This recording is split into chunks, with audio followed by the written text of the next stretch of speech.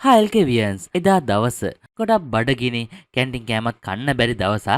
ඉතින් මා යාළුවා ප්ලෑන් කරා කන්න කොහේ හරි යන්න කියලා. එතකොට තමයි යාළුවෙක් කිව්වේ අපේ යාළුවෙක්ගේ නෑදෑයෙක්ගේ වෙඩින් එකක්ලු. ඉතින් එහෙම වෙඩින් එකක් තියෙනවා යමුද කියලා අහද්දි අපි සෙට් එකම හා කියලා. ඔන්න දැන් ඉන්විටේෂන් එකක්වත් නැති වෙඩින් එකට අපි යන්න ලෑස්ති වුණා. ෂූ එහෙම ගහලා කවුරු හරි ආවොත් මනමාලේගේ යාළුවෙක් හරි කියමු කියලා බොරුවක් හදාගෙන අපි දැන් බයික් වල ගියා. යද්දිත් ඉතින් පොඩ්ඩක් බය හිතුණා. කොහොම හරි ඒක තිබ්බේ වෙඩින් හෝල් එක.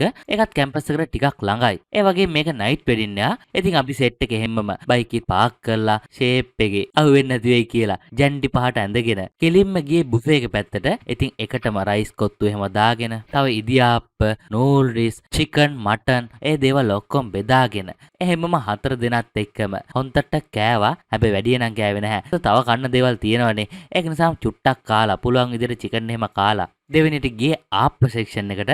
කොහොම හරි බිත්තර ආප්ප දැම්මා. ඉතින් බිත්තර ආප්පත් බෙදාගෙන හොන්තට කාලා ඊළඟ ඩිසර්ට් එකට ගියා. ඒකෙදි ගොඩක් දේවල් තිබ්බා. කේක්, පුඩින්, තව ෆෘට් පයි, අයිස්ක්‍රීම් එහෙම කියලා ගොඩාක් දේවල් තිබ්බා. ඒ ඔක්කොම බෙදාගත්තා. බෙදාගෙන හොන්තට කෑවා. ඉතින් ගියේම කන්නනේ. ඉතින් බඩ පැලෙන්න කෑවා. ආයේ බඩේ අඟලක්වත් ඉඩ නැති වෙන්න තරමට කාලා ෂේප් එකේ ඉතින් අපි මාරු වෙලා ආවා.